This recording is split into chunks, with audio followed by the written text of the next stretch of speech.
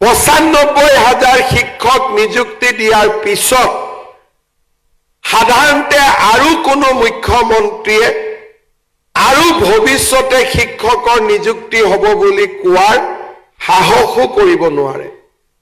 কিন্তু আজি মই পুনৰ অসমবাসী ৰাইজক প্ৰতিশ্ৰুতি দিছো যে অহা ৫ বছৰতো আমি মিনিমাম আৰু ৬৫,০০০ শিক্ষক শিক্ষয়িত্ৰীক আমি নিযুক্তি দিম। আৰু আপোনালোকে জানে মই প্ৰতিশ্ৰুতি কমকৈ দিওঁ আৰু কাম বেছিকৈ কৰিবৰ বাবে চেষ্টা কৰোঁ।